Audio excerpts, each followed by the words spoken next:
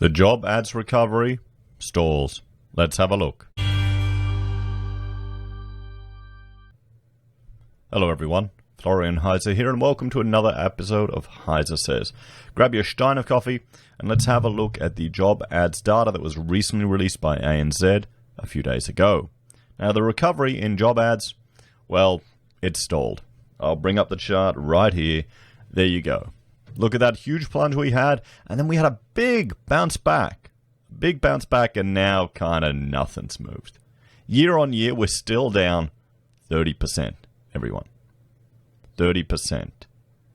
Now, this is a terrible sign, but it's not entirely surprising. We've entered a recession. We've entered a recession like none we've had before. We've got so many government interventions, it's getting longer and longer to list off.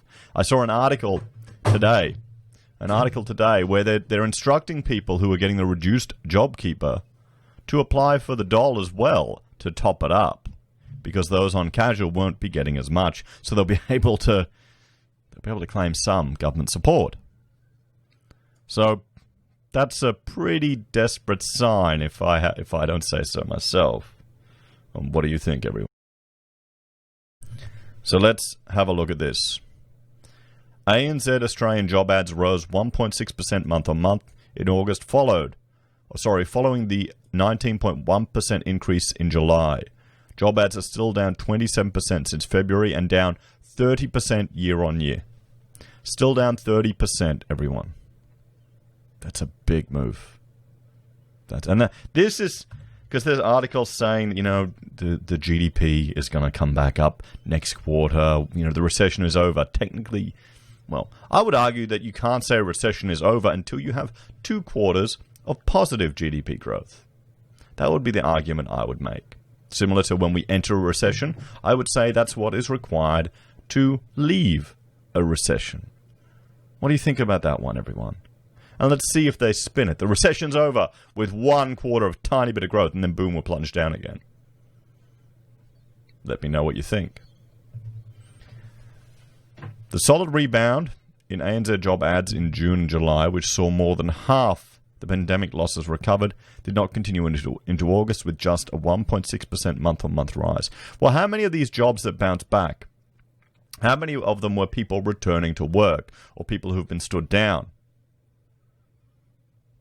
This is the thing. This is going to take a while, everyone. This is not going to be over real quick. It's not going to be 1 or 2 months and everything's good. It's not going to be, December, it'll all be good again. Fantastic. The Victorian economy is ground to a halt. International tourism is non-existent. They've just extended trading, illiquid trading, essentially.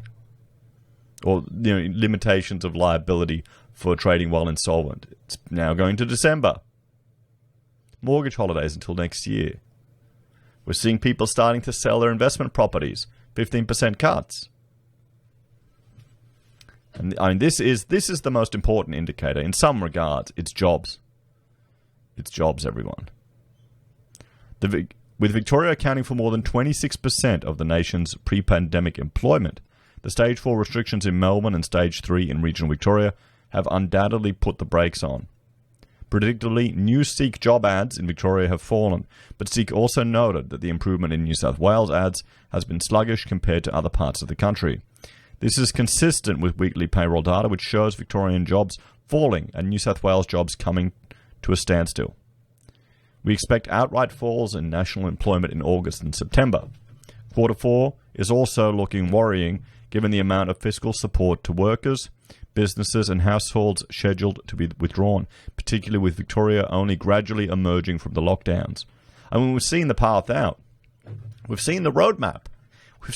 I read a letter from doctors critical of Andrews that was released before this pathway. Just think about it. How the hell should someone who gets ill in Darwin affect the ability and the way businesses operate in Melbourne? Just think about that, everyone. Because that's essentially what he's asking for. It's dangerous when you give your leaders this much power. It really is. I'm seeing stories of people in the comments who are in lonely, haven't seen anyone, can't get medical help, have lost their job. I make an effort to contact my contacts in Victoria, every now and then, just to see how they're going, just to have a chat. And I encourage you all to do the same, because it's going to be quite hard for a lot of people. Over the long term, we think the government's key focus for the economic recovery will be employment growth. Well, yeah, of course it bloody will be. This will require tens of billions of dollars of additional spending.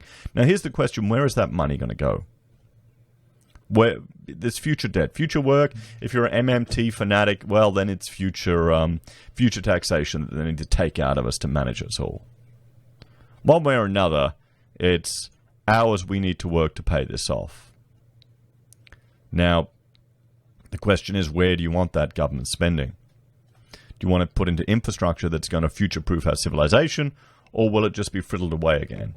I mean, we're a mining economy, we're a coffee-serving economy, we're an international education economy, or we were, and we're a housing economy. It's all in housing. All in housing. Will it just flow back into there? So let's have a look at some of the numbers here.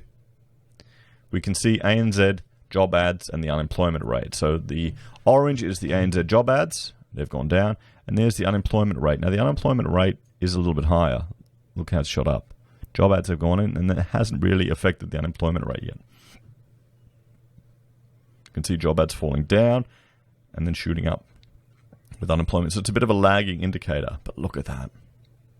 ANZ job ads and employment growth. So, yeah, I mean, there you go. There you go. Employment has gone up slightly, but how much of that has been people just returning to work? ANZ job ads during downturns, and this is the 1990s recession. And what I'll do is I will bring up. Now I know I really need to incorporate this slide now into my slide deck because I'm referring to it more and more. Or this website, GDP growth. This is the fall we've had, and let's just bring out the max data to see. Okay, 92. The 90s recession, that's there. Okay? We go here. This is job ads for how many months during the downturn? Down to 60%. Then this is the GFC. We'll go here. Where's the GFC? Over here. Can barely registers. Look at this. And here you go. You know what it is. It's JobKeeper. JobKeeper is artificially keeping people in employment. It's artificially keeping people in employment. And there's the technical aspects. I will link to this. If ever I read an article or refer to anything, you can find the comments or the links to it in the pinned comment down below, guys. It's just the easiest way for me to put it all together. So you can see here, jobs are 115,000, down from March of 142 and February at 157. So there you have it. Job ads have stalled. What do you all think? Are you out there looking for work? What's the market like? You in the construction game, closest to me. What's the pipeline like? What businesses are doing well, what are doing quiet? Would you be brave enough to take someone on now? That's the real question. To be quite honest, I'm very happy. A couple of years ago, I really scaled back my business. At one point, I had a lot of staff. And eventually, we just scaled back. Now, so we're running on an oily rag with only the two of us, and I don't even have a commercial office anymore. Literally, I'm in the attachment on the back of the house, which, stress-wise, has been the smartest thing I've ever done. I would hate to be in this situation with my office and 12 staff. That'd be tough. Because remember, even if you're getting the JobKeeper, you're still incurring super, you're still incurring holiday, you're still incurring sick loading, all of these other costs. Even still incurring long service leave. You're still incurring all of these other costs. And I wonder how many businesses are just struggling through, hoping for a miracle. That may not eventuate. As always, thanks for watching.